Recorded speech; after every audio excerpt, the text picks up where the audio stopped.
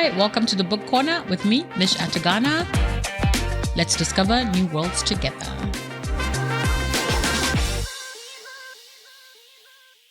Hello, and welcome back to the Book Corner with Mich Atagana, the podcast where we dive into books that captivate us, enthrall us, and leave us wanting more. I'm your host, Mich, and today we're going to talk about a book that really kind of enthralled me. I started reading this book and I was just like, wait, what is happening and why can't I stop? I'm talking about Butter. Let me grab it for you guys so you can see. So I'm talking about Butter by Asako Yuzuki. This is a story that just like, guys, I'm trying to be a serious podcaster. I have notes. So I'm gonna read some of the thoughts I wrote down about this book. Like it's a book about storytelling for me in one of the strongest forms, or it's a book that storytells in a really strong form. So Butter by Asako Yuzuki is a novel that blends investigative journalism, crime, gender politics, and the beautiful art of irresistible food, or a beautiful love of food, to say. It was originally published in Japanese and then it's been translated. It follows this young woman, Rika. She is a journalist and she's trying to get an interview with a quote unquote convicted murderer, who this other woman who's apparently in jail awaiting trial because she murdered a couple of people, a couple of men. So she's like a serial killer. We're not sure if she did it or if she didn't do it. But it's the way they use the different plot devices to tell the story that really captivated me. It's literally it's a book about indulgence. It focuses on what are the things you're willing to do for your own indulgence and for your own pleasure. And we're going to get into that a little bit more. But before reading it, I was already super intrigued about a book called Butter, and if you look at the cover, you can see it's like literally the color of butter. At the back, they've got like a little thing of butter there and like blood stains also. So it's like a book called Butter, but it's about a serial killer. Like, what could go wrong, So when I was making notes, getting ready for this podcast, I put down that I didn't realize how immersive this would be. The descriptions of food, the power dynamics between the characters, and the way the novel questions society's perception of women appetite.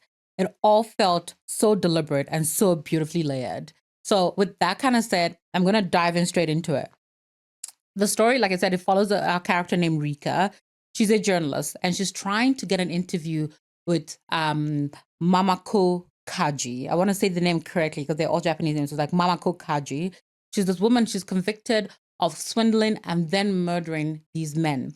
And the interesting thing here is that they can't understand how she did it because they feel she's not particularly beautiful. She's not super alluring. She did it with her cooking. So she did it with her food. It's ironic. So a way to a man's heart and apparently his death truly is food.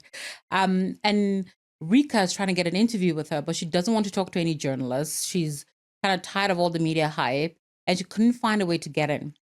So her friend suggests to her that she ask her about the recipe, or she ask her for the recipe of the last meal she made for her last victim. And this is where our story kind of kicks off and sparks off. Now, I'm going to do my best not to give away a lot of plot point, but I love just the way Rika kind of begins her journey. But she's super skeptical about this character.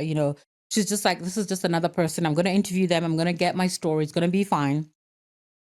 But she starts talking to Mamako, and she begins to like engage her from this food premise that she came in with, but trying to use that as a way to also get answers for what happened. Did she really kill these people? Did she not kill them? And Mamako says to her, you have to go cook this thing or try this thing. So their whole relationship begins with food. So she begins to cook. She attempts to cook, the recipes that Mamako describes. She finds herself super interested in consumption of food.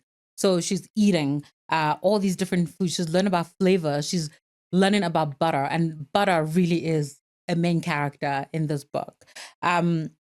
She gets super consumed by this world of food that Mamako truly embodies. And she also starts questioning not just like, is Mamako guilty or is she innocent? But she also starts to question our own relationship with food, and also what that means for her femininity and power. And now, mind you, this is a story that takes place in Japan, where the gender politics around a woman's weight is very strict, based on this book and the way this book tells it. So for me, what made it super compelling is just that it's not just a whodunit story, right? Instead, it's really more about the exploration of gender. It's about the exploration of society, or gender and society, how women are expected to suppress kind of their appetite and their want and desire, and whether it's hunger for food or hunger for like success, or this hunger for like control and more in life. But it's also about loneliness, because that's what we find out a lot about both Rika and Mamako and some of the other characters is inherited. There's a sort of loneliness in their life, where for Rika, this relationship with Mamako begins to replace some of that loneliness. Like the person she's dating, she doesn't feel connected in there. And she also begins to use food as a gateway, as an outlet, or as a comfort for that loneliness, which feels super dangerous in this way. And I kind of, when I was going through, I think I was about halfway through the book, and something kept popping up to me. And it's so weird. When I read, I usually don't kind of, you guys know, I think books are sacrosanct. Like I read so carefully not to even break the spine too badly. I don't highlight in my books. I don't do any of that stuff. But when I was reading this book, I literally opened the note app on my phone, and I was taking notes and writing stuff down, because I really wanted to talk about it on the podcast, but I wanted to just be able to feel the things I was feeling when I was reading the books. Because as you know, some of these podcasts, I record them like long after I've read the book. And I wanted those emotions, I wanted to be able to connect to those emotions again. And one of the things I wrote down here was like, for me at its heart, Butter asked this question: can indulgence be a form of rebellion? And is Mamako really a villain, or is she simply a woman who refuses to be small? And I think that's so powerful when we think about the way society places women, and the things that we as women also put on ourselves to do. So I really I had a lot of self-reflection in the reading of Butter. Not that I'm out here trying to swindle some people and commit murder. Just, there was the whole idea of indulgence was super important to me. I love the writing style of this book. It's so rich. It's so rich. Like it's very like I think I made a note here. Let me see if I made a note here. Yeah, I said like Yuzuki doesn't just describe meals, she makes you want to taste them. Like there was a scene where Rika was making I want to say she was like she was making just like basic rice. It was the very first meal that Mamako asked her to make, which was rice, butter, and some soy sauce. Three ingredients. And I kept thinking, rice, butter, and soy sauce. Like I've had rice and butter. It is absolutely divine. But when she describes how she tastes it the first time, I was just like, that sounds, I have to have rice, butter, and soy sauce. Like this combination, I must try it. And I did. And I could feel the way that Rika felt. And so for me, the Yuzuki's writing really kind of builds into this whole idea of the story beyond just what you're reading or what you imagine. It's also what you're tasting and what you're feeling and how you're sensing it going. And it feels like if we look at the kind of general sense of the way the story is told, is like our characters are all of them, like Mamaku's an enigma. From one point, she's super confident. She's like the seductive villain who is in charge of this mind games that she's playing with people. And another part, she's like this lonely little girl who just never had been shown real affection, genuine affection, in a way that is healthy and that is positive, which has led to this thing that she's become, right? But also there's like this slow burn quality in the narrative that just it makes you feel so decadent. Like it feels decadent. It feels like you're putting your spoon into a brick of like soft butter and spreading it slowly on toast, on a bagel, putting it in rice, whatever it is that you know what I mean. So it's like super decadent in that way. It also unfolds in a pace that forces you to take stock. Like you want to savor each moment. You want to be careful. Like it's a carefully prepared meal, and you want to take your time with it. So that for me was super exciting. And then also like I looked at like the way that Rika starts as this super objective journalist, and she's like, I'm gonna go do the story, I'm gonna write this thing, I'm gonna interview this woman. And she just becomes obsessed. She becomes totally obsessed. She loses herself in it. Her friends are worried. Her best friend also gets caught up in the story. She loses herself in it. Like it's chaos all around. But it's like a wonderful dance. Um, there's a movie I watched a long time ago when I was at university called In the Mood for Love by Wong Kar-wai. And there are parts when I was reading this book that reminded me of just the beautiful sensuality of In the Mood for Love. Like, um, if you've never seen this movie, please go watch it. There's a scene in the Mood for Love where the character is the camera angles is like this shadowed, and she's in the silhouette where, and by the way, this woman is like not like provocatively dressed, right? But it's the way that Wong Kar-wai uses light and shadow and music to play to the sensuality of the scene. It is so palpable. Like it is the sexiest thing I've ever seen in my life, and everybody had their clothes on.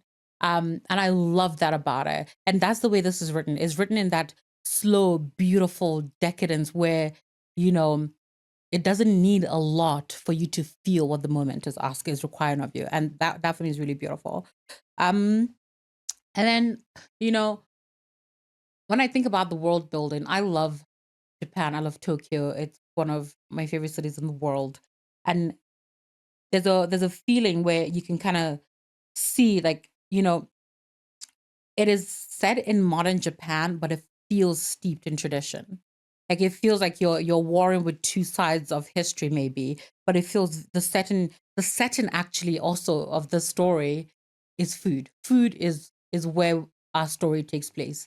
Everything else is or feels like a background actor to food. And I really like that. So we're in the kitchens, in the restaurants, in the conversations they're having about food, in the recipes, in the way that they're sitting around the dining table savoring a meal that's been prepared by this novice chef who she could barely make toast before she started talking to Bamaku. So there's that richness, the buttery dishes.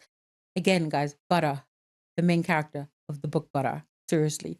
Um, and so for me, it creates a really beautiful atmosphere that is both comforting and ominous, because there's a part where I was really concerned that um Rika's relationship with Mamaku was about to like just not only damage her life in an irreversible way, but also damage the lives of the people around her. I There was a point where one of her friends takes this most insane risk, and you're just like, girl, you crazy, you absolutely crazy. And I feel like you know, this book shouldn't be high stakes, but there were points where even in his slowness, felt like there were some high stakes things there. So I said that the beyond the story elements, Butter also explores societal expectations of women. Women are expected to be neat, restrained, delicate, not just in appearance, but in appetite. Mamaku's major crime here, and the way they talk about it as well, is that a lot of the men in the book always go, "We don't even understand why these men were attracted to her. She's fat, and she's not pretty." And by the way, they describe this woman weighed like, based on the way Rika described her, she weighed maybe like 70 kgs or less, and that's what's being described as fat. Rika herself has never allowed herself weigh more than 50 kgs. And the minute she goes, I think she was like weighing in at about 54 or 55 kgs, everybody around her started telling her how much she's gained weight and how she's letting herself go.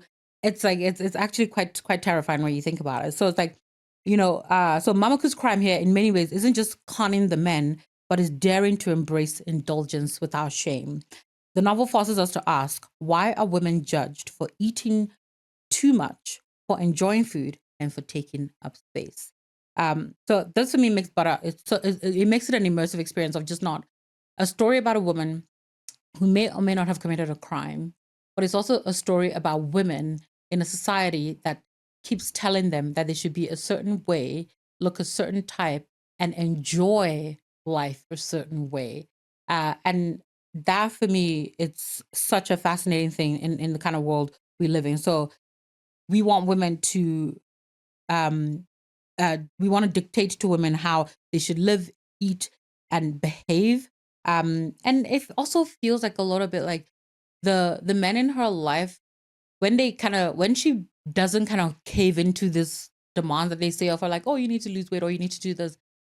I also love that the author begins to walk them back to realize that actually this woman is barely coming in at 55 right now. What is the issue? What exactly are we having a discussion about? And the ways in which they tackle that, I really really love. Um, oh, I'm looking at the time. So what I have to say after reading Butter, it it really was a great experience. So it made me feel hungry. I'm not gonna lie. I really, really like every time she would describe something she'll make it, I'm like, oh, I need to go eat that thing. There's a scene where she makes a turkey for like 11 people or 10 people. And I'm just sitting there going, huh, I wonder if I could go buy a turkey and invite some friends over so we can just have a random turkey on a random Tuesday. I did not do that because it actually takes a lot to cook a turkey. Thank you very much. But no, so I was hungry for food, but I was also hungry for more, something, you know, world changing, almost revolutionary in the way I was thinking. Um, this is the kind of book that makes you not only reflect on your life, but it makes you reflect on your relationship with indulgence and self control. And for anyone that has seen my bookshelf or my sneaker collection, indulgence and self control and I have a tricky relationship. So, oops, sorry. Um, so yeah, so me and indulgence and self control are we are having a dialogue right now because of this book. Um, I also loved how the story was told through food. I love that every meal was described properly in detail. I wanted to step into the kitchen and recreate it myself, like I said. It made me think about the emotional power of cooking. When I was growing up, one of my favorite days was any holiday, so Christmas or New Year or Easter. My mom and my sisters and also me and my brother and like extended family will be in the kitchen. Like one of my older cousins, he was a whiz in the kitchen. So like he would make like these special dishes that I used to love, but the house would come alive with all that cooking, all the flavor, all the love, all the conversation. Like we all did it. Like no one was sitting on the sideline. My dad, my mom, me, my sisters, my brother, everybody was cooking, and it brought the family together in such a beautiful way. And when she makes this Thanksgiving meal, there's a thing when she makes the turkey. I call it a Thanksgiving meal because she was essentially recreating a Thanksgiving recipe. It really reminded me of that togetherness of the togetherness of family, but also the the way food brings people together, and also how it's a form of care. And you know, every time there's a friend of mine, every time I tell her I'm sick, within an hour, there's soup or some sort of food being delivered to my door. It's like it's that care that it creates for people that allows people to kind of care for one another and take care of each other through food. It's also about memory. I think about, certain foods. Whenever I take a bite into them, I remember the first time I ate it, or a certain smell when something is cooking in the kitchen will take me back to a specific day. Um, I I always talk about one of my favorite foods is a piece of toast and strawberry jam, because every time I bite into toast and strawberry jam, it reminds me of one of my best friends and how we met. I love eating cornflakes with warm milk because when I was little and I went to school literally 5 minutes from our house, I would come home for lunch and my mom will make me cornflakes with warm milk, and we will sit at the dining table and talk while I ate my cornflakes with warm milk. So it's like it's memory. Food is memory, and food is also seduction. It's literally, a first date, and every meal you consume on your first date is a dialogue in interplay of a courtship that's about to begin. So it's things like that that I felt like when I was reading this book. That's how it kind of made me feel. But also, beyond the food, because I know I love food, so I'm gonna get stuck on the food part. But beyond the food, this is why I made notes, guys. This is why I made notes. But beyond the food, like what also stuck with me was the way the book explored female autonomy. Mamaku is nothing if not trying not to like if not trying to be autonomous or trying refusing to shrink herself. Even though the world punishes her for it, she never apologizes, and for me that is super powerful. In that sense, and we see also the way she challenges the ideas of what women should be, and that women should always be palatable no matter what they do. And Rika finds herself in these meals, and this journey of cooking provides a gateway to self-discovery for her. So that's really, really exceptional from my point of view. Will I recommend this book? Yes, like absolutely, please. If you have, I know, like it's a thickish book, but it's so good. It's so so good. It's such an incredible experience. Like it's not you don't read this book, you experience it. You really really do. And I think there's so much more in terms of the way we as women in society, but also all of us in society. There's so much more that to be learned. In the way that Yuzuki tells the story, it is a story that is soft, slow, but it is hard. It feels high emotionally. There are high stakes emotionally involved in it.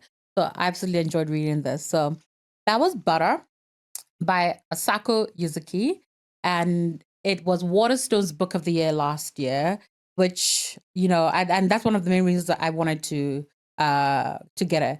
One of my actually like I saw it like when Waterstone announced that it was their Book of the Year last year, and then I was in Waterstones in London, and I picked it up, and the back cover, which I'm going to read to you, goes, "There are two things that I simply cannot tolerate: feminists and migraine." And the interesting thing about this is, by the way, is Mamaku's whole belief system is that women should be home, married, and happy. Yet she wasn't doing any of the things that Japanese society required for her to do any of those. She was a feminist in a way she didn't even understand, the way she rebelled. And Rika, who was, you know, a feminist and was like, wait, why should I have to do this?